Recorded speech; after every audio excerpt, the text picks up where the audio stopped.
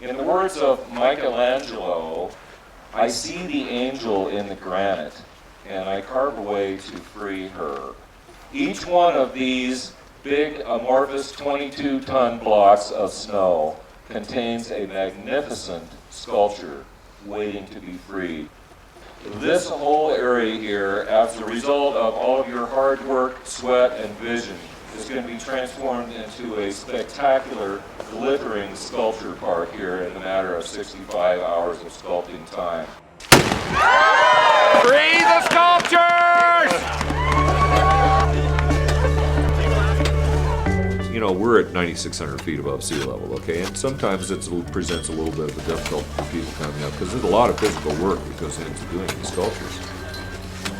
But this is an art, yes, but it is also a sport. It's a sport because it's a race to see who can take a 20-ton block of snow and make the most elaborate and magnificent sculpture out of it in a 4-day period of time. That is so physically demanding and so emotionally demanding to be there for 18, 20 hours a day, making that happen. It's a sculpting marathon.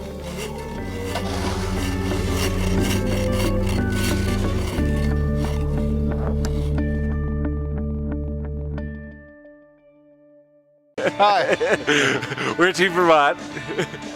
We're 2/5 of Team Vermont. 2/5. This is Adrian Tons. From Woodstock, Vermont. And I'm Michael Liddell from Burlington. There's 5 people. There's Zach is the team representative. He's mostly the shoveler, and he gets to talk to people more than we do.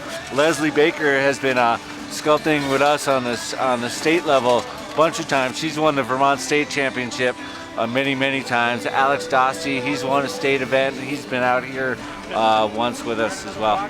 We're doing it 12 years. We do 1 or 2 events a year, and it's just so fantastic to be able to come out and make something that's 12 feet tall in a couple days. Because it's so big, you have to do it with people. You get to go places with your friends and make stuff together. We just laugh for about a whole week straight. It's great.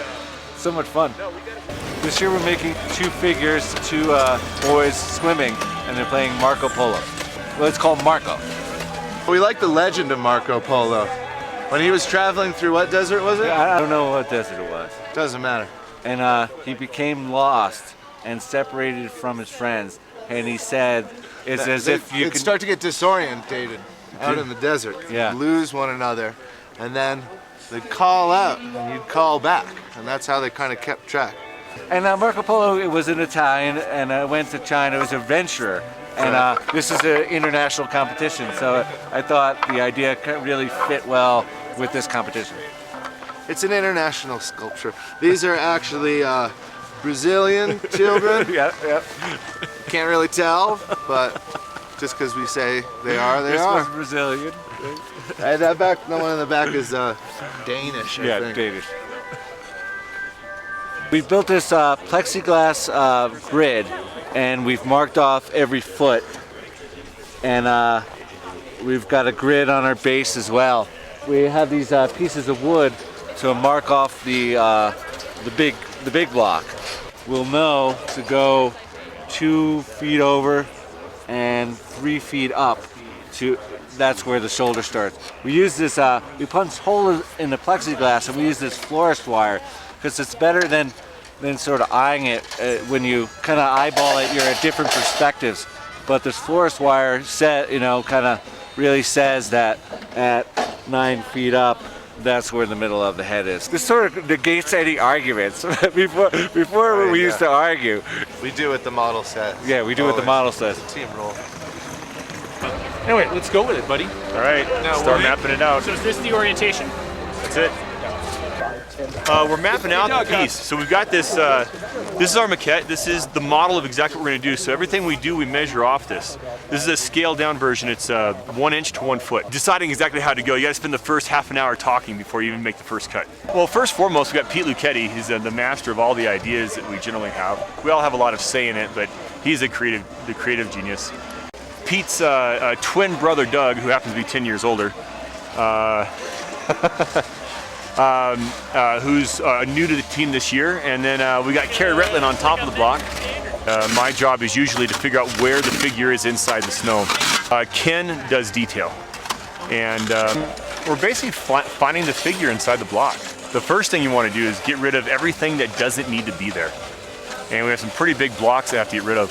We're going to take off a big block off the top, use some of that block to build up the tree, and then the rest of it will come down and we'll use that to stack our maquette. Always use every bit of snow if you can. It's our cable saw. It's a really efficient way to cut away a big block of snow. It's just steel cable from the hardware store and rivets. And you crimp the rivet on and it makes a great cutting tool.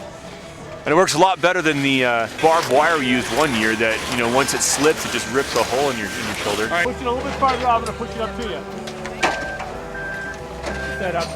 you. Conditions here, gray, overcast, probably about 10 degrees, I'd guess. Absolutely perfect. I mean, of course everyone wants like sunlight, but not when you're carving snow. The biggest challenge here is that south-facing part of the block gets so much sun that it gets sloppy, it melts, all your detail goes away, and then it freezes into ice. And we don't have a lot of experience carving detail into ice. So today is perfect. It's beautiful.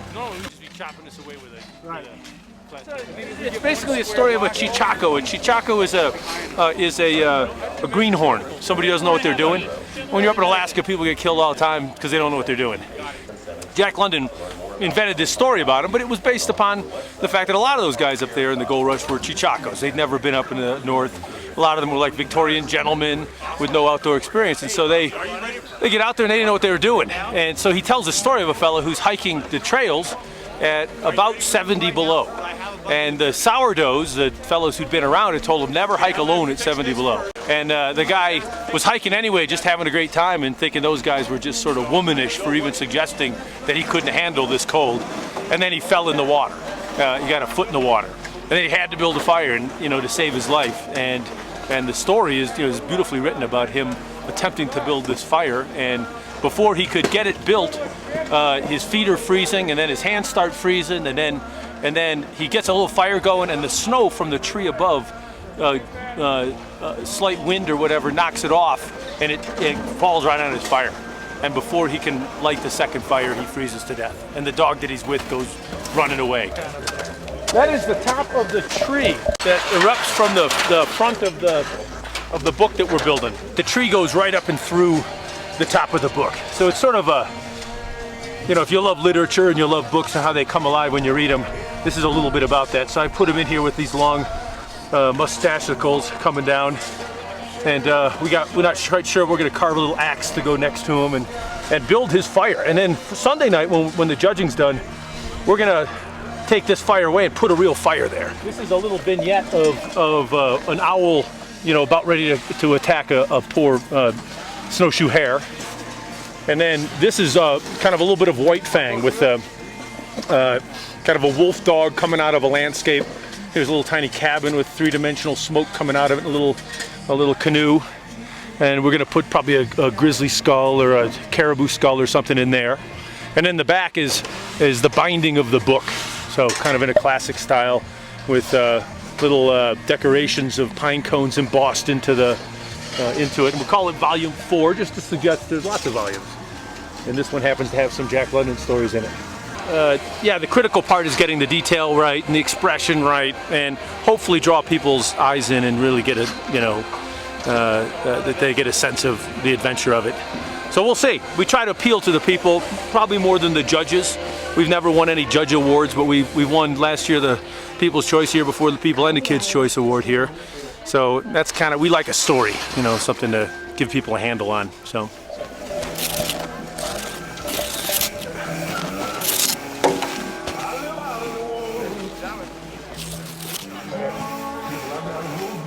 What I'm doing now is I'm going to mark a 5-foot line, which is half the width of the block. This gives me a center line to begin with. What we did is we took string and we went across corner to corner.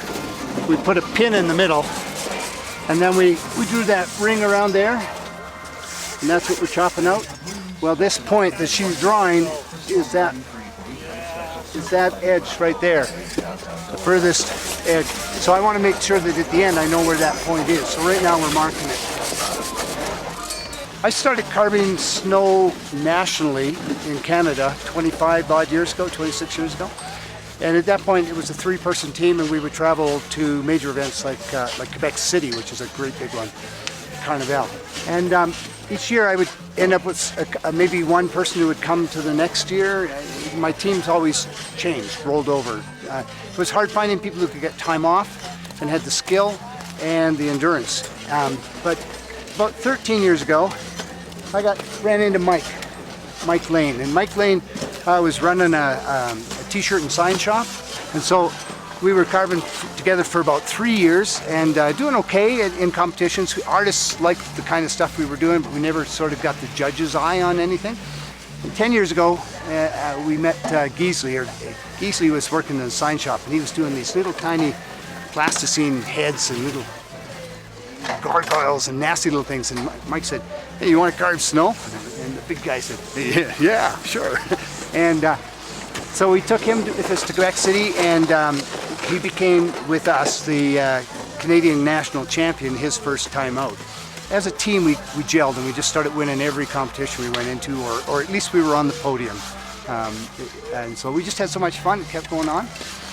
And then about 3-4 years ago, Geesley said he had this young lady he was dating, and could she come along on an event? And she's a potter. And we hit this event, which allows 4 carvers. Normally it's always 3. So Shay came with us, and we placed, I think, second that year. So we came back to beat it, to do better, and we came back and did first. So Shay's been with us twice before now, and this is her 3rd time here. And then Evie, my wife, has been putting up with me traveling for so many years, and this event allows a 5th person, a non-carver, to come, but a person who will remove snow away from the block once we drop it, and to talk to the public. We're doing a legend of the Northern Lights and why there are Northern Lights. And the reason that the Inuit people, the First Nations of the North, believed that the Northern Lights were the souls and spirits of the dead from the other world who would come and help the newly departed over to the other world. And they carried torches with them, and the torchlight reflected off their drapery and their robes, etc.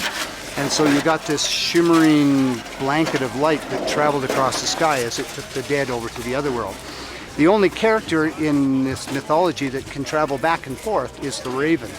And in the North, the raven is a big character. He's the trickster. He's the creator in most legends up there.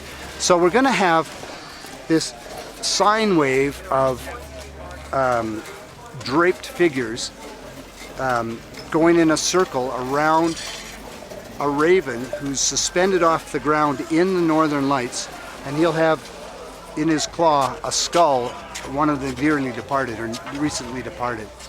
I would say with this piece we're probably not in the running for one of the judges' choices, although if we do really good work on the drapes and that, we could be back up there.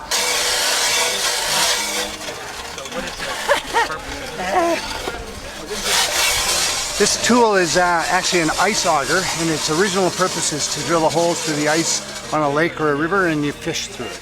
He'll drill a series of interlocking holes with spaces in between, and then we'll just knock those interlocking pieces, and the whole extra piece will just fall right out. It becomes a quick way to quickly get into a block, much quicker than chipping in.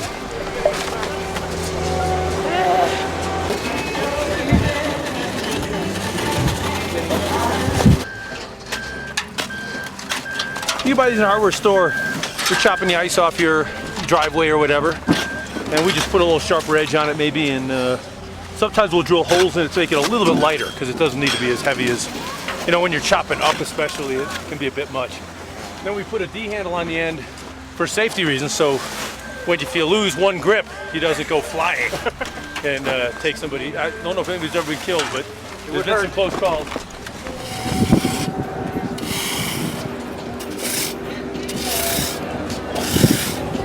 This is kind of a rasp. We made it from a piece of a truss plate. It's used to build like a house truss. It helps us get down to the kind of closer to the shape we need until we get close enough where we can start sanding with finer materials. Starting to look like a tree. I got a liner. What do you guys think of?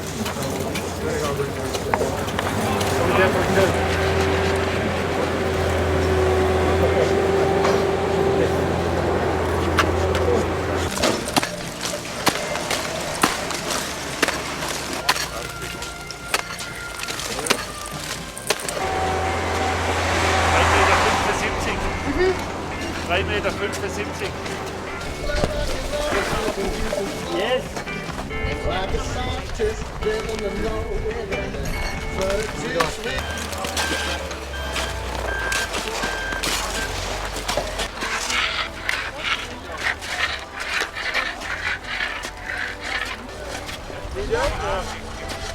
Everything okay?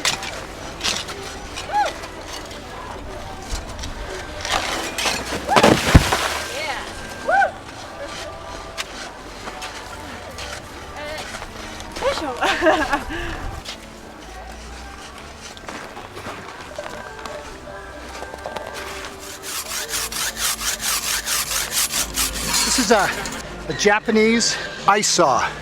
They're excellent saws. They're great for snow. The teeth on a Japanese saw are reversed to an American saw.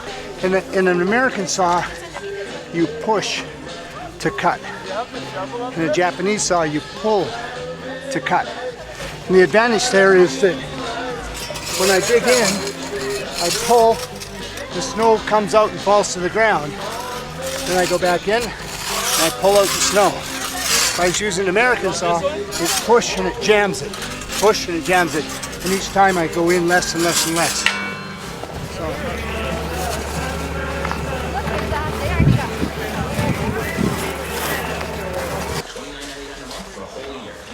You have to find like a few spots to start working from. You know, like I'm looking at the bottom of the chin, and the lip, and the top of the mouth. I'm going to try to find those so that I can start getting this shape to come out. Problem is, all the points are buried a few feet into the block. This is the shoulder here. I figured that I'll just take Brutus here and chisel away, get into the neck, start to suss out this whole side of the head. Because I hate doing the block thing, I really do. The second head that's coming out of the water on our piece is actually outside this block. So we're gonna cut some blocks of snow that are 3 by 3 and 1 feet deep and kind of build a little structure over here to the side.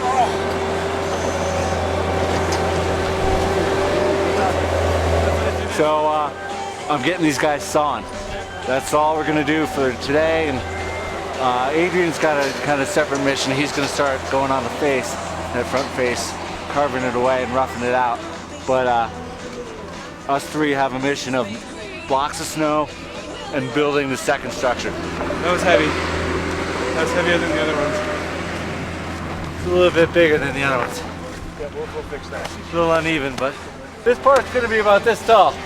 So we got a little bit of snow to pile up over here. There's 1, 2, 3, 1, 2, 3, so there's 9. I was hoping to get 7 or so, but I bet we'll get 6 today. And then hopefully tomorrow, see this whole column isn't really in the sculpture at all. So this whole column we're gonna cut into sections, move over here and build the bulk of that second head. Man-made snow is the best.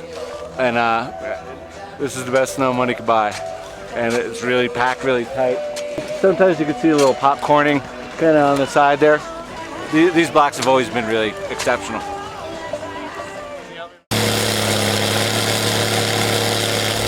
Well, we're building the blocks for the snow sculpting event that takes place next week.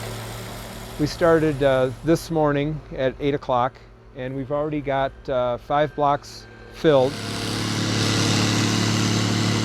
The snow is manufactured by the Breckenridge ski area. So we have man-made snow, which is really clean, and the water content is real nice. It's perfect for carving.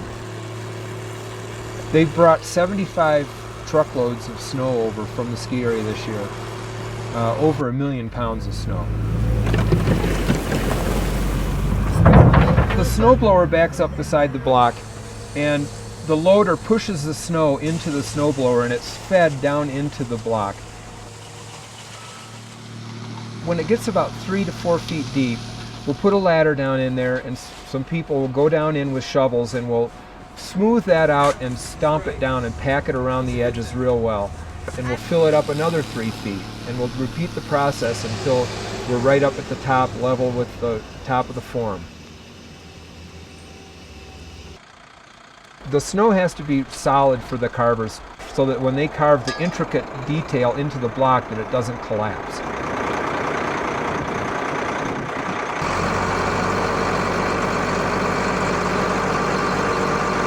I'm feeling a little frozen right now because the wind picked up, but it's really fun. It's a really cool process. Each block is 10 feet by 10 feet and 12 foot tall, and the blocks weigh somewhere upward of 20 tons.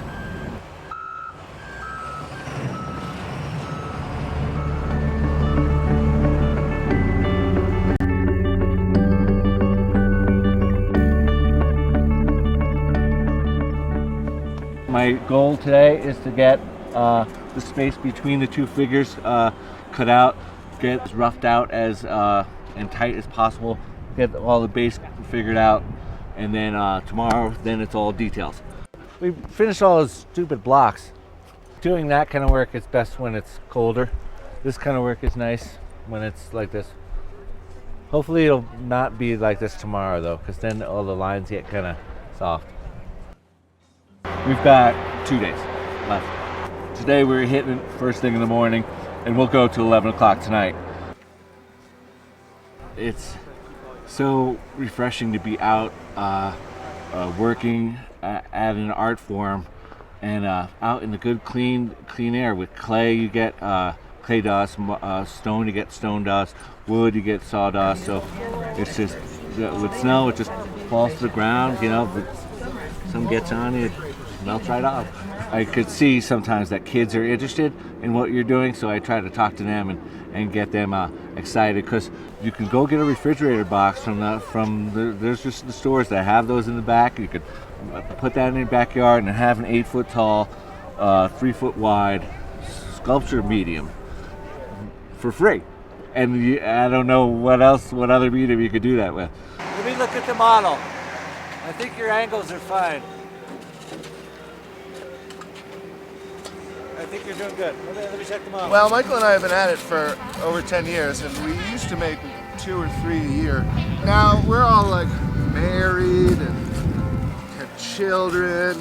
We call our wives, they call themselves Snow Sculpting Widows, because we kind of disappear. And then we come back and we're all weird because we've been hanging out with each other and laughing for like a week straight, and we're really annoying. My little ones, Henry and Poppy, they make a pretty mean snowman. We go out there, and of course it's kind of not fun because Dad's like, no, the snowman has to be perfect. Like the balls have to be like perfectly round, and you know, gotta break out the top hat, the whole 9 yards. But they forgive me. I got started in snow sculpture in a local state competition. First one we made a woman reclining on a tortoise going into the lake. I wanted to kind of hint at some sort of mythology. I had a picture of it, and then I lost that picture on purpose because it does.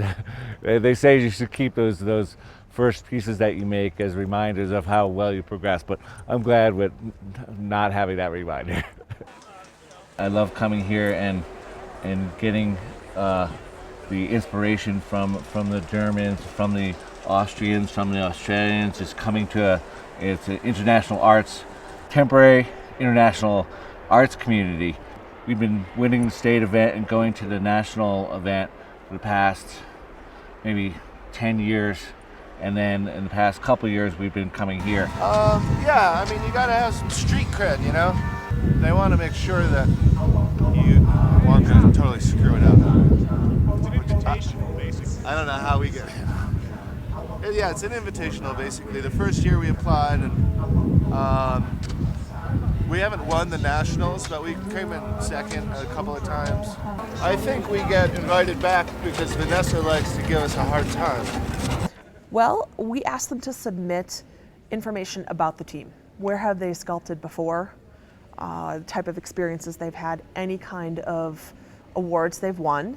Then they also submit a drawing of their sculpture, or sometimes it's a photograph of a model that they've done, and a description of the sculpture.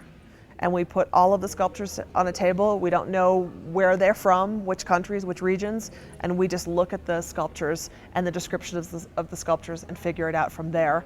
And this year we accepted 16 and 15 were able to attend.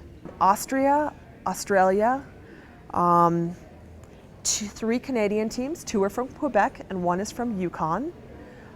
Team Germany, Team Netherlands, Team USA Sweden, and Mexico. We have 2 teams from Colorado, 1 from Breckenridge, 1 from Loveland, a team Vermont, and 2 teams from Wisconsin, and a team from Alaska. And that rounds it out. In the snow, we started here 5 years ago. Sí, pero el filo va a estar aquí.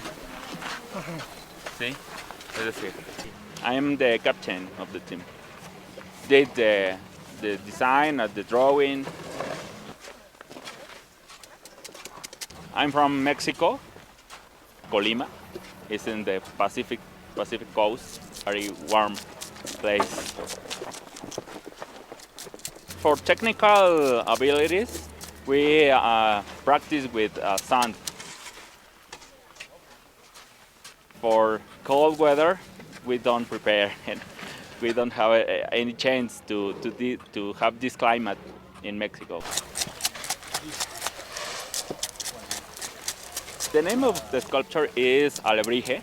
In the Mexican culture, in the Mexican tradition, alebrije is a kind of animal which you have in your dreams. When I was child, I was sick. I had a nightmare. In that nightmare, I had this kind of monster with every possibilities. It's a eagle, it's a serpent. It's a fantastic animal, and only it happens in your dreams. Mira, esta línea sube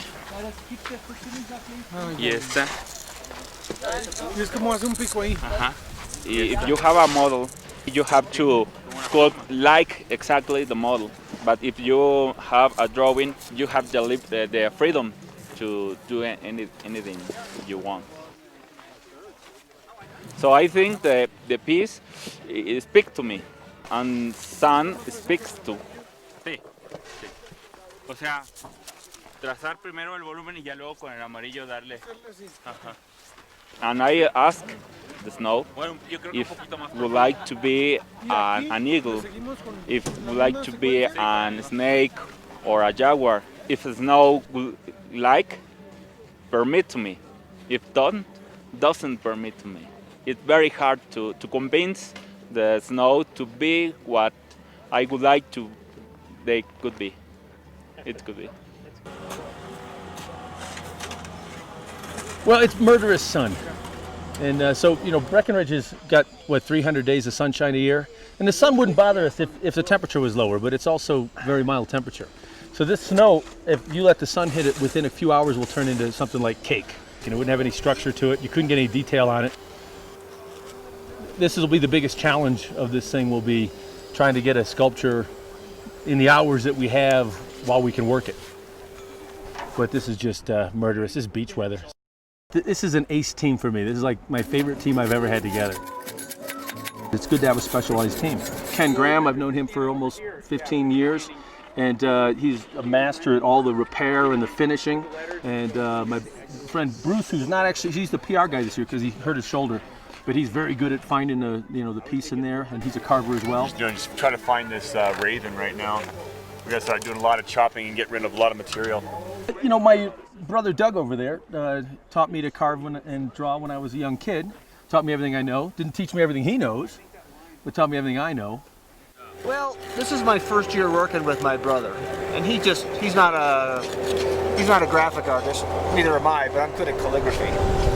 And so that, like Jack London on the front, before it was just block letters on the model, and I said, cutting out the stencil and sticking it up there just to get block letters would take a lot of time. Why don't I freehand it? So that's what I did. And I'm the detail guy because I've been carving my whole life, and so that's the fun part for me. It's the only thing that I know where I can sculpt this size. If somebody told me 10 years ago I'd be making sculptures the size of Michelangelo's David and doing it in just a handful of days with a group of people, I thought they were crazy because I didn't even know that existed. But it's always fun to figure out what people want to see. Yeah, it's fun. And we just do it for the prestige. We've won some things, gold and stuff like that in places, but it's mostly just the adventure. Different people on the team definitely have different strengths. I'm new, so I'm not very good at anything yet. My goal for this year is to get invited back next year. So that might bum my boss out back home, but I can find another job. It's harder to find a spot on a snow carving team. Especially since there's only one from Alaska. On the Canadian team, somebody would be doing this for me, Doug. Finding where the wolf is. They're awesome. They're our mentors. They taught us everything we know. In fact, a couple years ago when we were here the first time, they carved right across from us, and they won the first prize jury, and we won the kids' choice and the people's choice. So we sort of, these two teams that are only 100 miles apart, managed to take some top honors. So it was really just great. It was really an honor to be with those guys. They've been carving for 25 years, and some of them. So. You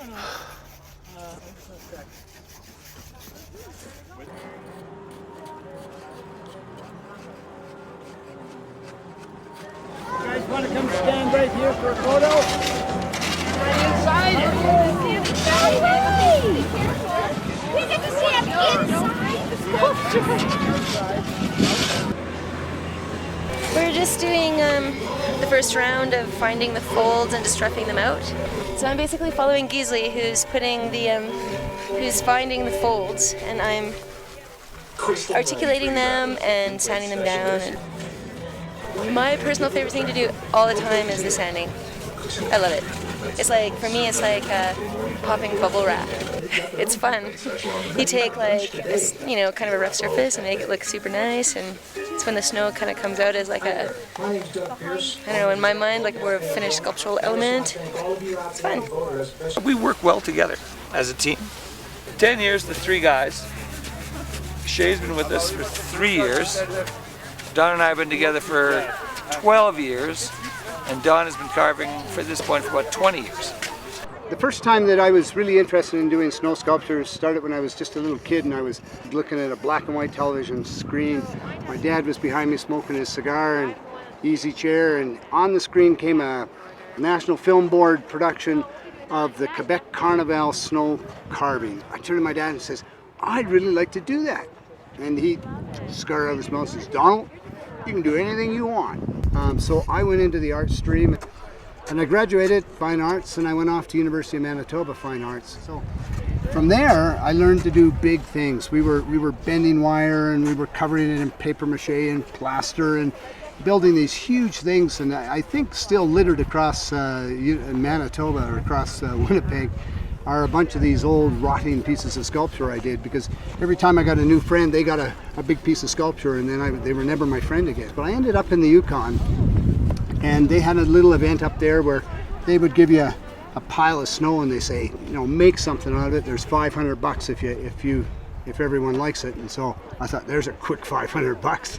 By this time, Quebec national competitions had begun looking for teams all across Canada to represent their region. And I was expecting a pile of snow, and there was a box, like oh my God, they've given me square corners and things to work from. But it was plus 10, it was pouring down rain, and all the carvers were in the ATCO trailer sitting there frumping because the snow was too wet to work and that. And we were making White Horse Rapids, which gets its name from the froth kicked up by the wave action of going through the rapids. It looks sort of like horse manes or horse heads. So, and we put a big boat in the middle of it, and we put First Nation characters inside the boat. We lost terribly because we broke every rule they had. You were not allowed to go more than half a meter away from the block. You were not allowed to do all sorts of things that we were doing. We worked way past deadlines, and we kept going back year after year. So that's where I sort of just grew up doing snow over the last 25 years, 45 if you go back to that first one in the parking lot. I'm going to ask you not to bug me right now. It's kind of delicate here.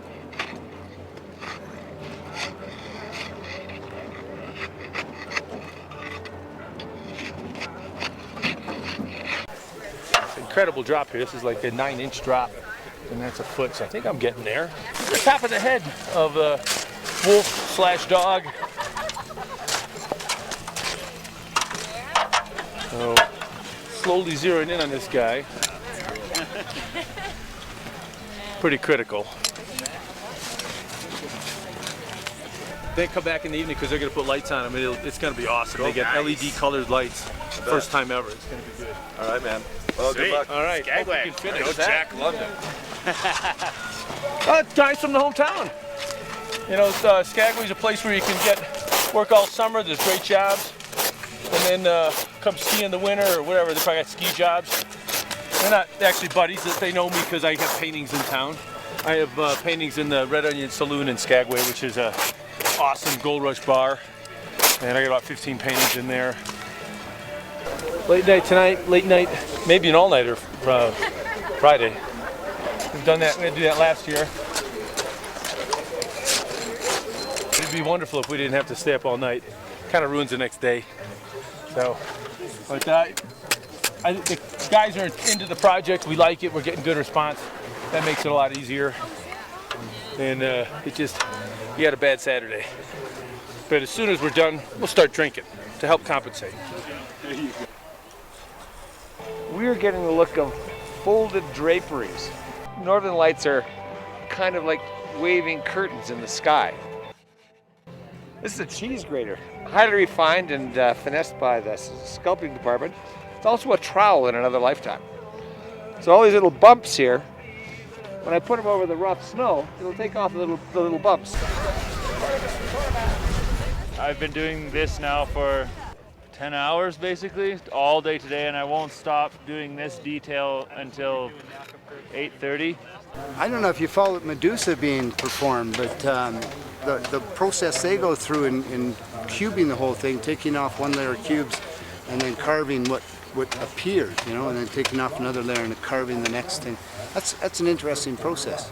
In my mind, they're trying too hard to reproduce a piece of art that they've already done, where in our case, that's just a model. It's not the art. The art is that we produce. So we do refinements, and we do, you know, a line that looks good at this scale now has to look good at that scale, and so you refine it, and you may make it broader, or you know, you change it a little, just to make it a piece of art. In Spanish is reto. It's not easy. It's not easy. Come here with this altitude, with this so cold weather for us, and work many hours with a big piece of snow. Have to be in shape. I mean, you have to stand up, take over the sculpture, up, down. I feel that's the hardest part.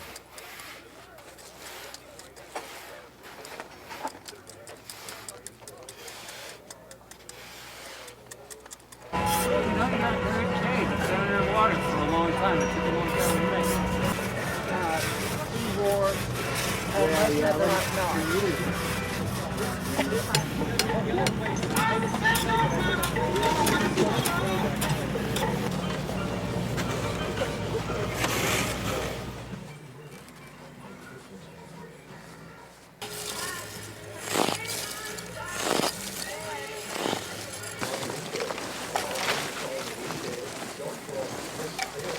Around 40, and for Saturday, mostly sunny.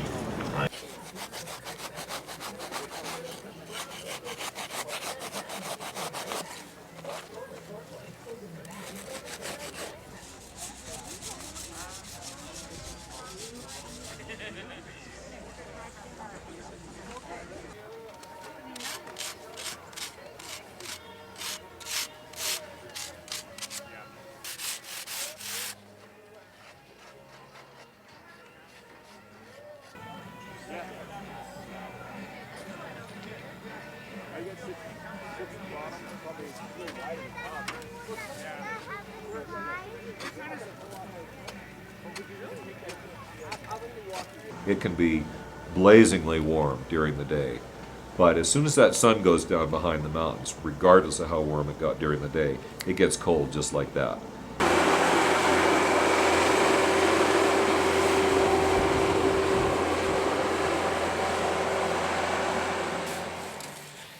Those guys are right on. They're deadly accurate. It's wild to watch.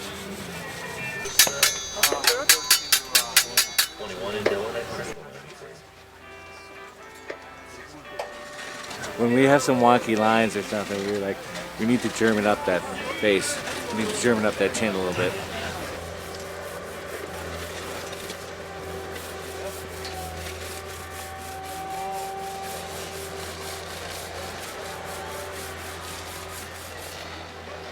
Marco! Polo! Nice.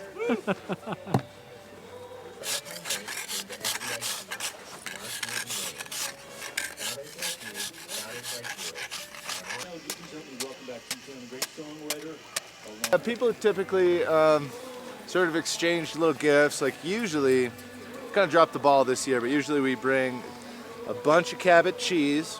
Oh, yes, yeah. Great. Yeah. You know those like little I thin know, I remember single that. servings? And then They're Vermont, they got to bring cheese. and then Green Mountain coffee, like a one thing. You know, We enjoyed that coffee 2 years ago. I remember that well. and maple syrup for the like the head honchos. Now, I was expecting some maple syrup for this pin, and I'm feeling disappointed. Sorry, baby. Get my pin back. No. It's gonna be fun. I can't wait to see it done. Yeah, you do.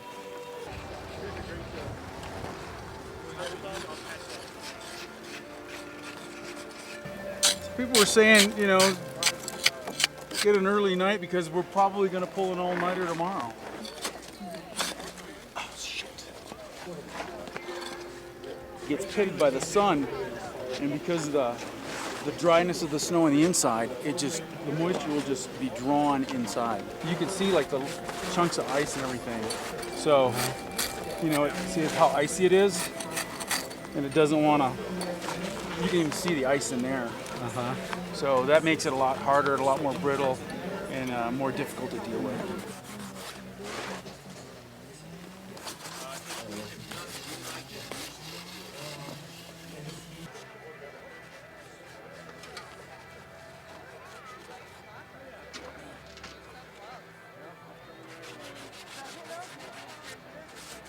Excellent. Love to hear that. It's really, really cool. Hopefully we'll get it done. Stuff out of here. So how'd you come up with the idea? I think it was Dan's ex-wife.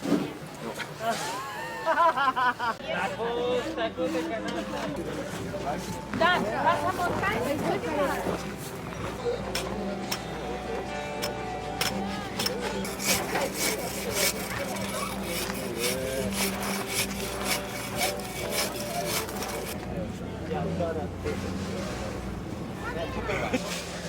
O te llevo. No, sabes que me pienso quedar aquí hasta que terminen. Ah, bueno. Sí, gracias, Gina. Yo también.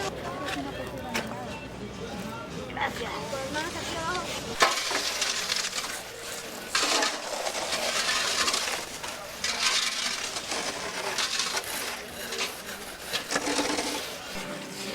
We need to dig a bit from here too to get this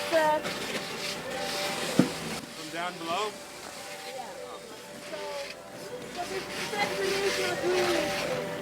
You see, we have carved rather much here, but then it goes a little bit more convex over there.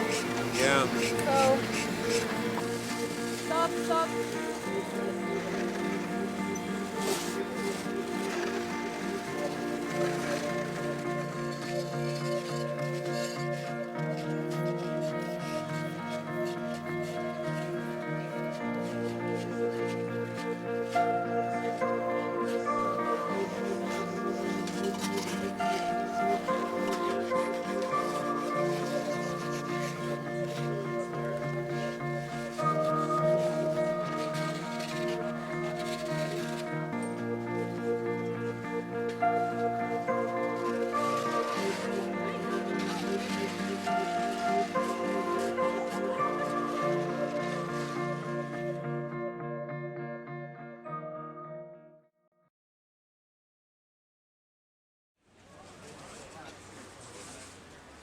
You know, it's just trying to get up and get down here. Sometimes it's kind of a challenge.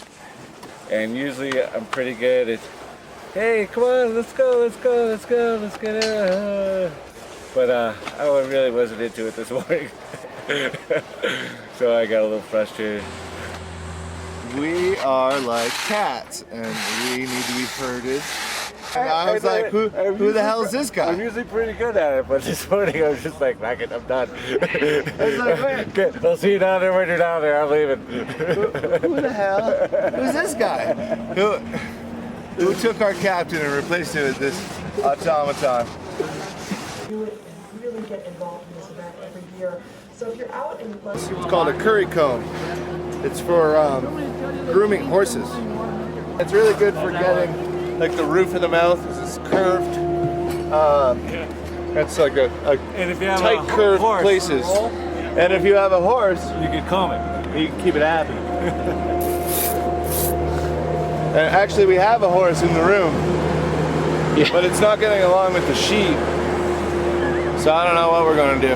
I think we're going to sacrifice the sheep as a blood offering to Uller. Yeah, the snow god. We did our very first piece in 1980. Originally, we started out as just turning out as an office to have some fun and do a piece for the annual winter carnival known as Ullerfest. They have got a big Ullerfest parade that happens, and they also had a snow sculpting contest. So we did a golf cart out of snow right out in front of our business, and we won. And we won money. I mean, it was astounding. And so we came back next year and we did a character from Disney. We did the Mickey Mouse as the Sorcerer's Apprentice. And we actually incorporated color into it. And we won again that year. So by then we were really on a roll, and we decided that we were all about this snow art form. One morning in January, we were working on our piece out in front of the business, and this guy comes along and says, "Hey, have you ever considered going to the Nationals?" And that really set us off down the road of saying, wow, there's a whole world of snow art and snow artists out there, and we need to bring those guys to Breckenridge. And more to the point is that we need to have Breckenridge become known for this art form. We were actually able to pull off the first international competition in 1991, and it was a smashing success. I mean, town was absolutely packed with people. The teams that we invited were ones that we had had personal contact with and had competed against in other events around the world. We were actually in the trenches with them, competing with them, and in many cases, whipping up on them. As you know, the event was in its third, fourth, and fifth year, artists from around the world that increasingly had heard about this remarkable international competition in this little ski town in Colorado where they had the perfect snow and the perfect carving conditions. There are things that you can do in Breckenridge in terms of suspending mass and hanging things out and having overhead arches and things like that, because obviously these sculptures are all snow. There's no braces in them or skeletons or frames or anything like that. But the things that you could do in Breckenridge on the edge of this art form, you wouldn't dare try in many other places because you can't count on the temperatures being consistent. case in point is the year that we did the sculpture entitled Discovery, which was a puppy seeing itself in a mirror for the first time. Well, an essential element of what made this sculpture work was the frame of the mirror. Well, we had never, even in our wildest dreams, had never actually tried a 12-foot horizontal span of snow. So we left, of course, a column of support, you know, coming up off of one of the dog's heads. You kind of trim it down, trim it down, trim it down to where it's just connected by a little tiny spot about the size of a silver dollar, like that, that's still connected, okay? And then I get up on the ladder and very, ever so carefully saw through it with the Japanese ice saw. And that's the moment that you know that your work was rewarded or not, because if the saw blade pinches, you're screwed, because you know that it's not supporting itself. And so that's really the tensest moment of all. And everybody else is off the piece, you know, because if it falls, I mean, it's going to collapse into a giant pile of, you know, 800-pound hunks of snow that are all falling around.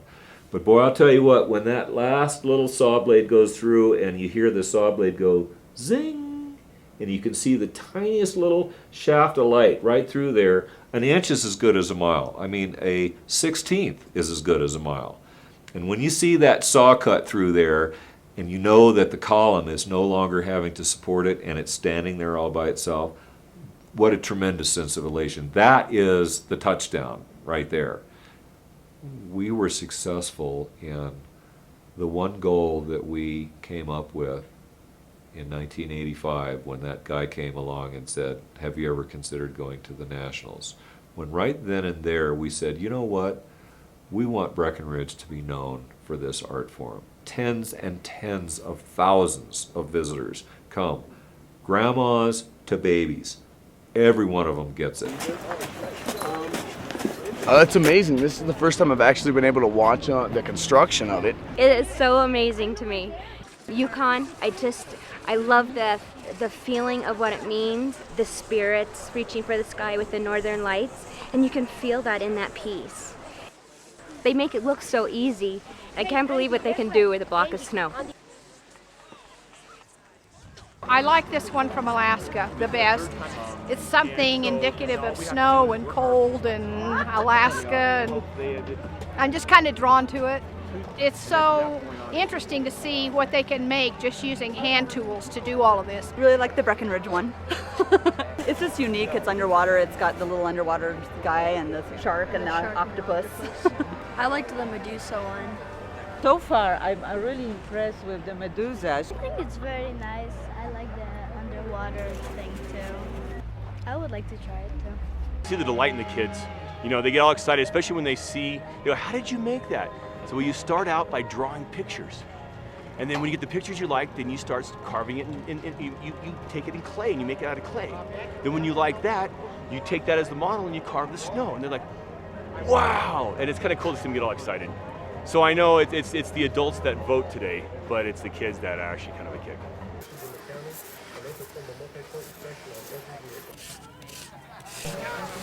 Some more sanding today. My favorite. Love it. I'll do it until my wrist locks up. Actually, yesterday at the end of the night, my mitt was frozen around the sander, and I just let go of the chisel and it was still hanging in my mitt. Got a skull. My first one ever. Gonna miss him some teeth. Put a bit more of a scowl on him because he's looking a little too smiley.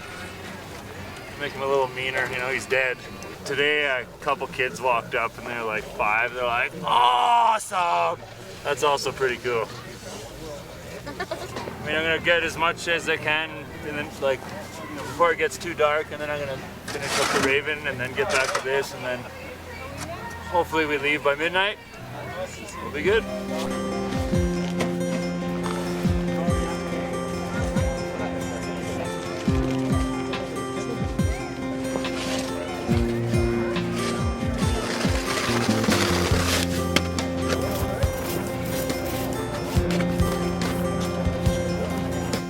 You can see some of the deterioration in the letters. You know, it got really soft in here at one point, but now since it's cold already, it's already hardened up in just an hour. So, but we got to protect him so we don't want any giant pieces falling on him. That's why we got the scaffolding in here. It wouldn't do to have something knock his hands off. Yeah.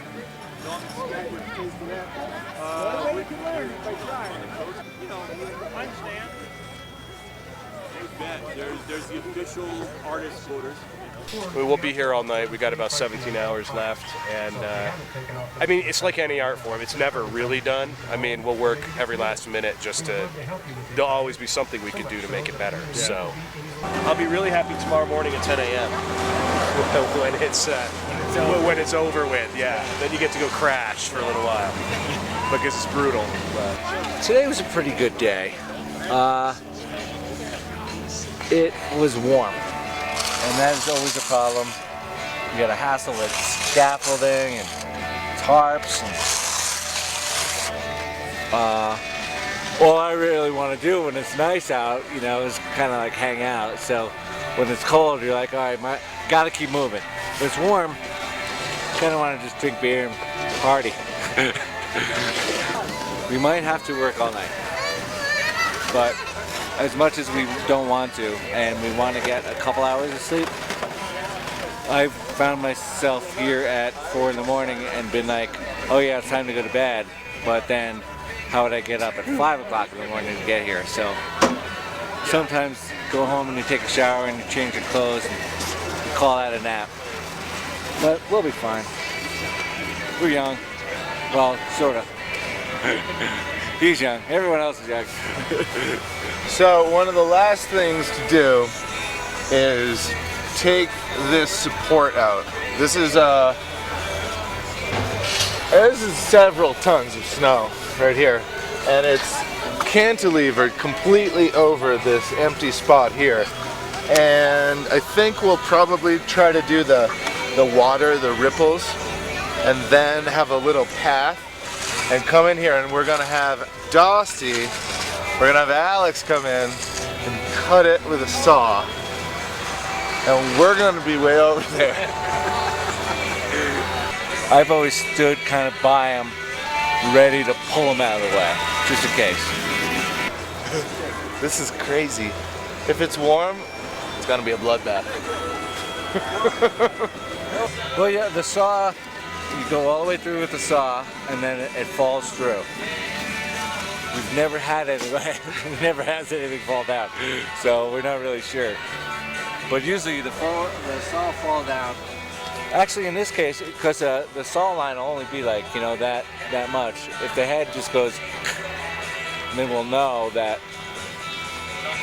yeah, we need to just push it over, head to the hot tub. Right.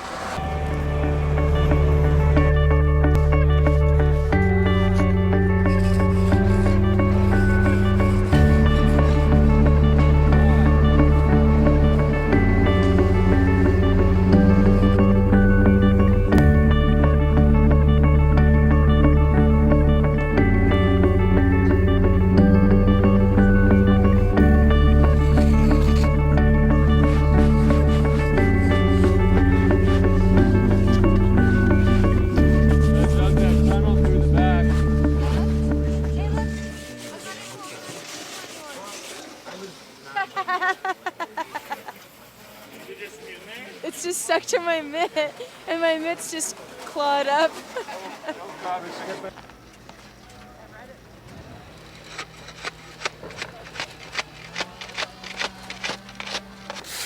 We gotta clean it up, but I gotta say we're doing well enough that we wonder if we'll have to pull an all-nighter, but I think we will. Yeah, instead of be hanging out breaking with a bunch of bunnies, I thought Hugh Hefner. Just in. Okay, well, we need to glue that piece on back on. So well, it may glue just from having snow thrown on it, maybe, huh? It might. That's the snow for you then. Build something. It's gonna fall off.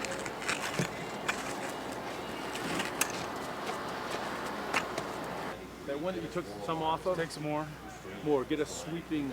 Yep. It should actually almost be concave in there. All right. You know, because it's starting to change shape. It's starting to go sweep up in. Right. Right. I think the snow on top sort of works. Yeah. I'm going for one. I got 230. All right. What do you have, Dusty? Oh, we're that thing, and it's supposed to be 40 degrees tomorrow. We were wondering what time that would fall. I got 230. Adrian, what'd you say? 1? 1. And Dusty has 3. So we'll see. What time do you think I'm gonna fall apart tomorrow? Come on, go. 10:01.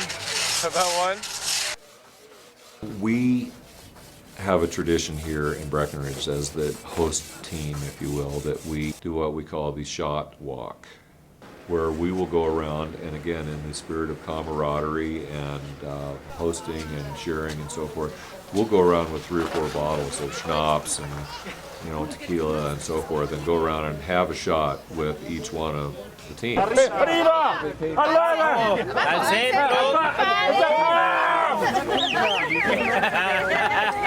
This is the shot walk we're doing here, and obviously we've made a little bit of progress. However, we're only on our 5th victim so far.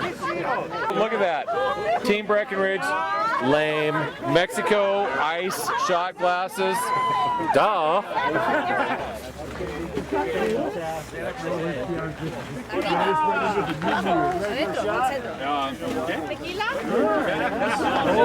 Twice.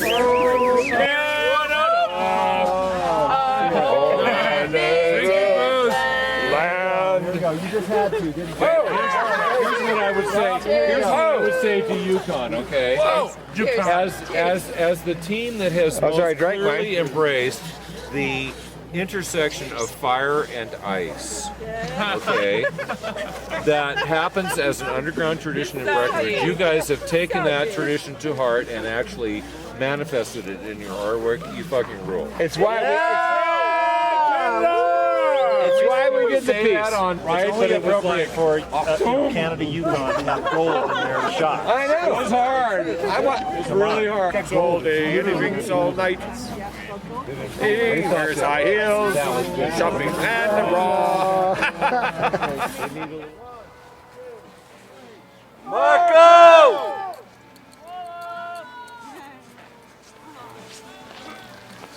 It's way back there.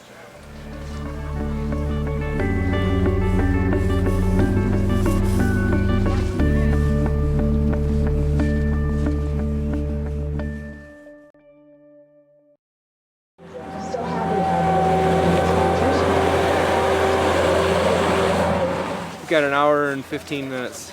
We need to clean the site. We're going to have thousands of people coming through here today, and we want the site to look really, really good. So we're getting rid of all the excess snow.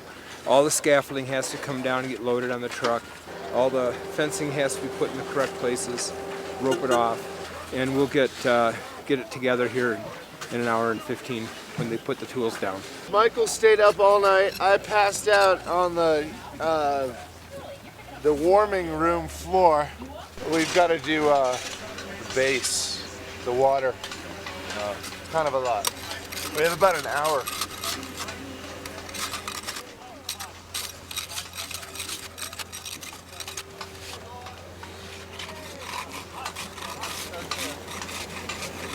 But I don't think any of us are going to have much time to answer questions. We did quite a bit of work in the evening. We got as far as we needed to be. We knew we could polish this off in an extra hour this morning, so we went home and had 5 hours sleep.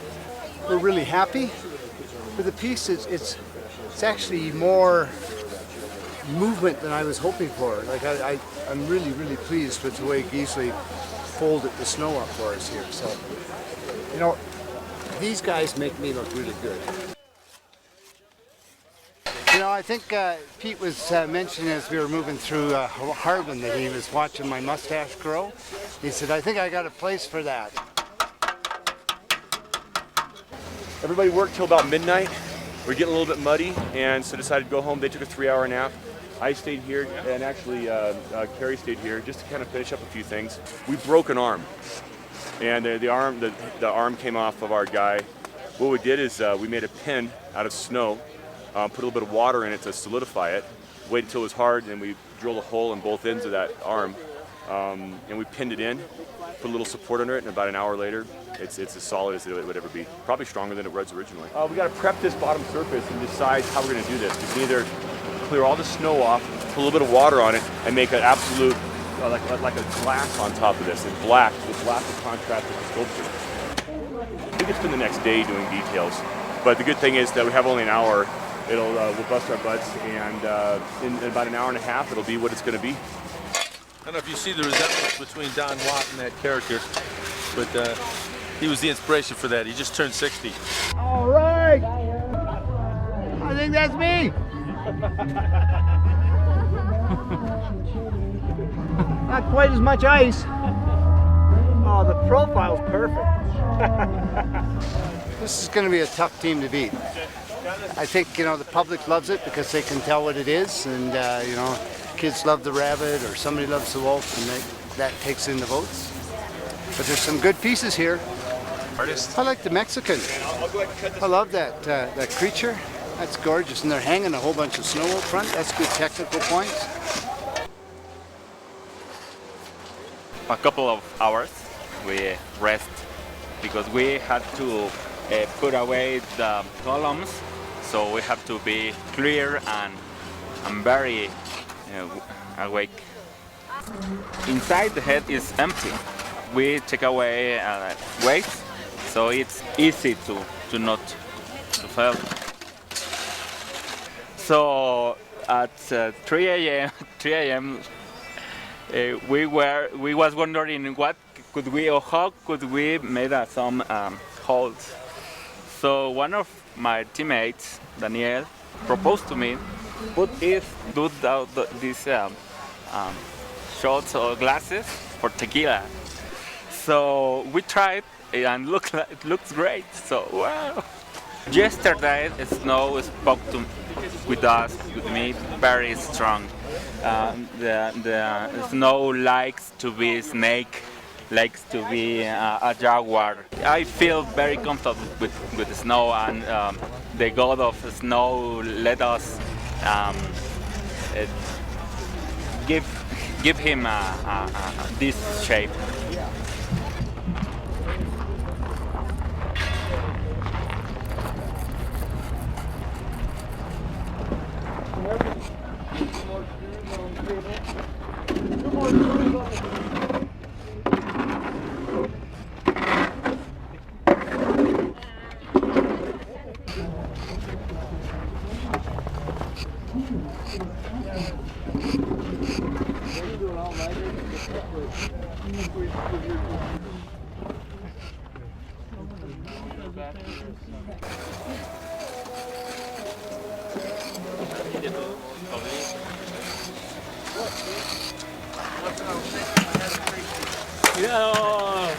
Ah! That's okay. It's still good, yeah.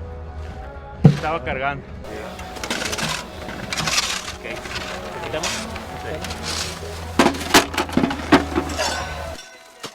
I thought while I was cutting, I thought everything will be okay, but it was surprising to me when it crashed. Se está moviendo. Sí. ¿Sí? Sí, es poquito, pero está moviendo. ¿No le podrán avisar? We need the judges. Right now. Right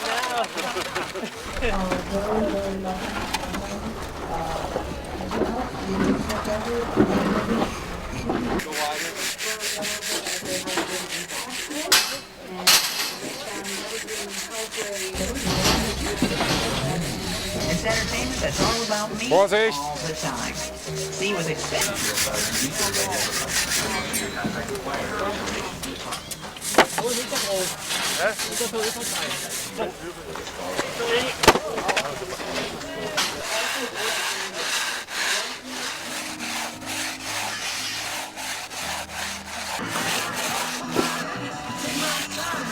It always ends up with Adrian and I on our knees frantically circling the sculpture over and over and over, trying to finish up our last minute details that we always leave to the last minute, which we always try not to, but it always turns out to be at the very last minute. We are 10 seconds away from the end of this event. So let's go for it, folks. 10, 9, 8, 7, 6, 5, 4, 3, 2, 1. Thank you so much for coming. Let's get a beer. It looks incredible out there.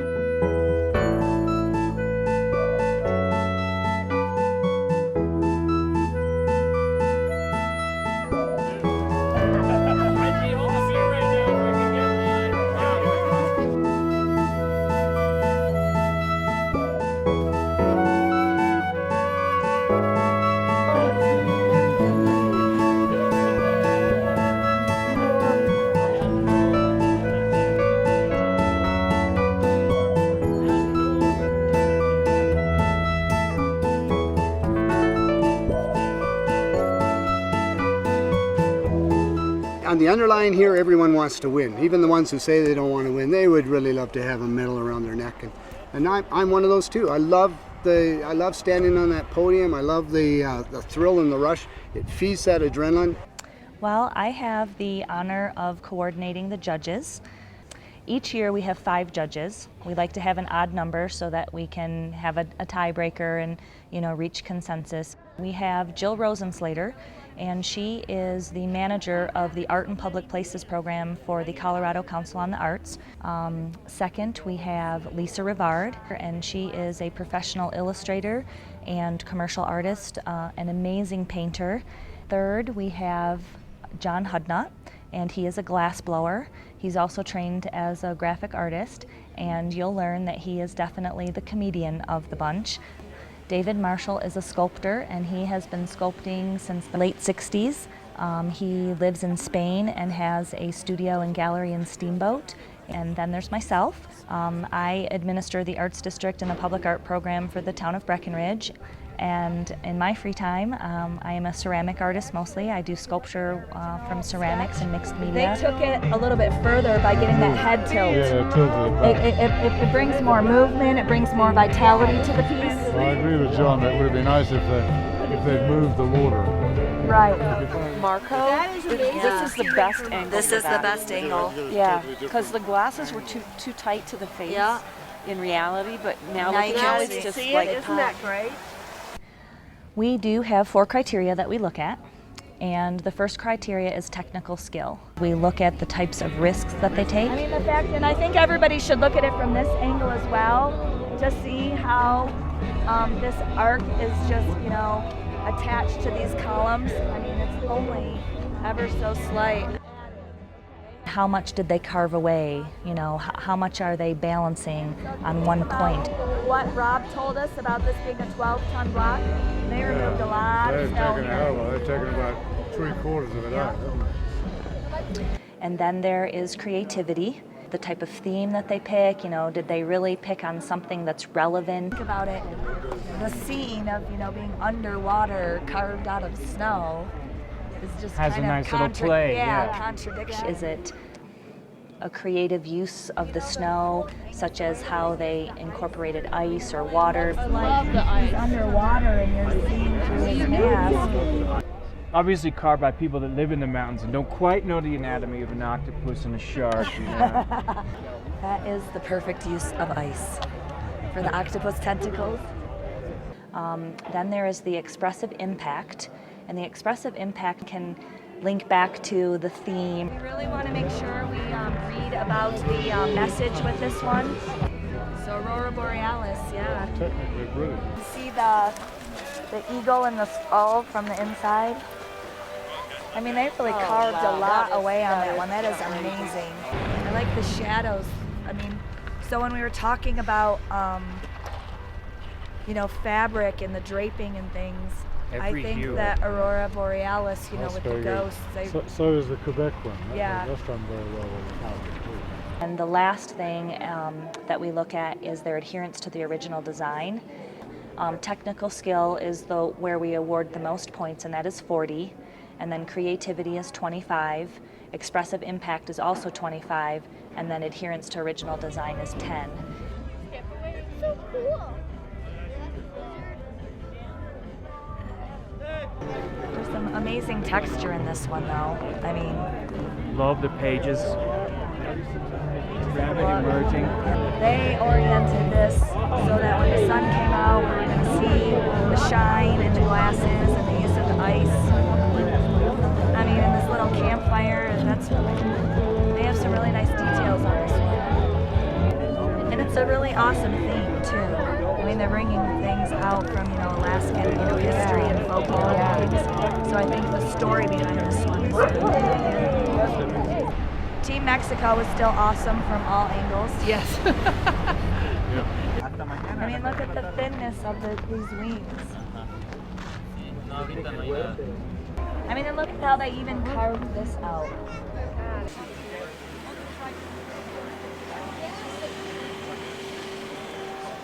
Yep, we're good on that one. I think they've done a great job there. Very brave, anyhow, because that could fall off at any moment, I think.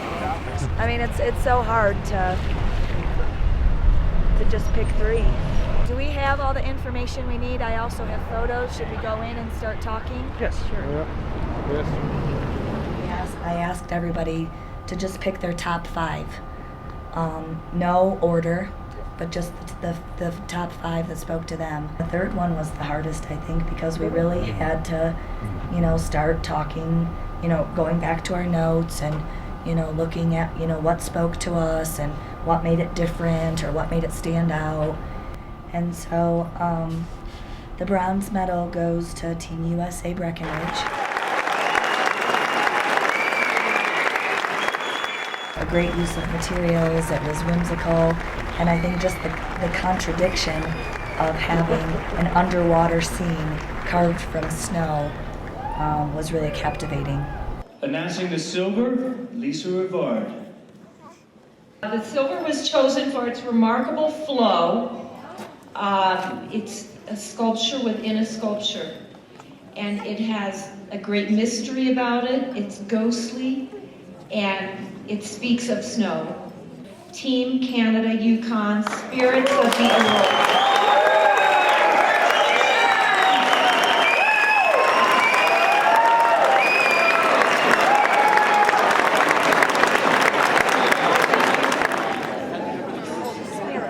And here to announce the gold, first place is David Marshall. I have to say the winner had, for me, everything. Very well orientated. Somebody figured out we were coming at 10 o'clock in the morning and they put the sun on and it was absolutely spot on. I'll give you the name first. Alebrije.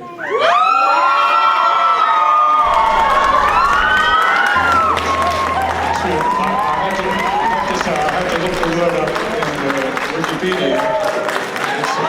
It's an unknown word. I don't know where you guys got it from, 1940s, but it was great.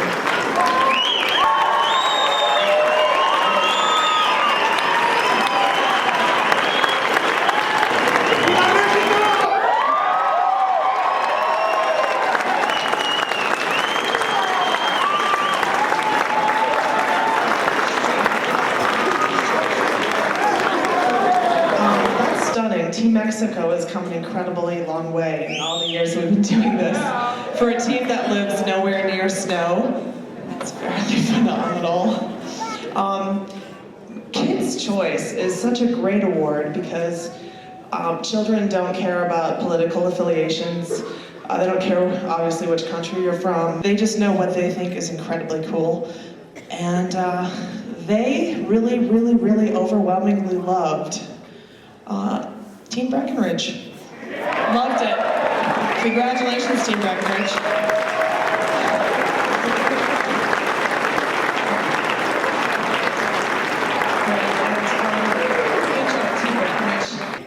So our People's Choice Award is not only a great award because we get to hear from all of you, the ambassadors of snow sculpting, the guests of Breckenridge, and those tried and true loyalists who will take the word out to the rest of the world. The 2011 People's Choice Award belongs to Team Yukon.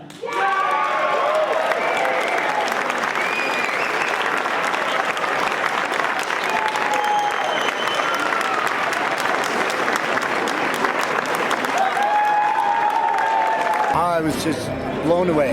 Silver is a big honor to be had here. These tough competition, and I'm really proud to be on the podium here. And then to get the public again, I'm just blown away. I mean, yeah, that's an honor. What do you think about Mexico's piece?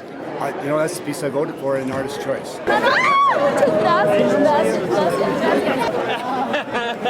Daisy, it's unbelievable. I can't believe it. We can't believe it. For us, it's a really honor to earn this prize. Did you think you had a chance of winning, or was this? How did you feel? It was uncertain because when you are working with your sculpture, you see that beautiful, but sometimes you know where are the details that maybe don't like you. So, but the other teams said very powerful, very positive opinions to us. So really, we didn't thought that we could win. Una, dos, tres. ¡Arriba! ¡Abajo! ¡Alabín! ¡Bomba! ¡México! ¡México! ¡Ra, It's very wabi-sabi. Wabi-sabi is a Japanese aesthetic, and it is incomplete, imperfect, and impermanent. And so, as you know, these sculptures are just here for a very short period of time, and we try to protect them with shade and things like that, but ultimately they melt and fall to the ground. And so for me, I think it's one of the ultimate accomplishments as a sculptor to be able to create something that you know is only going to last for a very short period of time.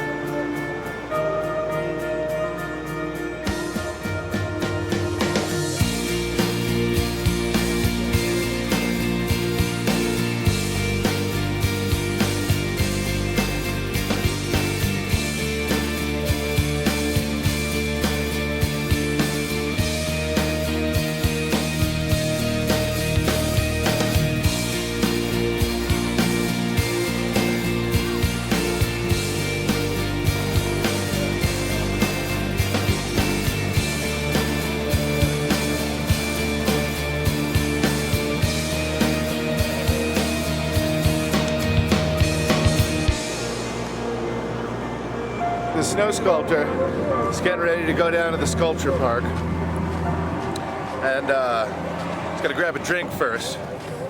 So he goes, walks into the library, and he walks up to the desk and says, "Hey, can I get a Jack and Coke?"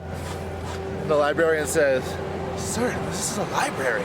And he said, "Oh, sorry, can I get a Jack and Coke?"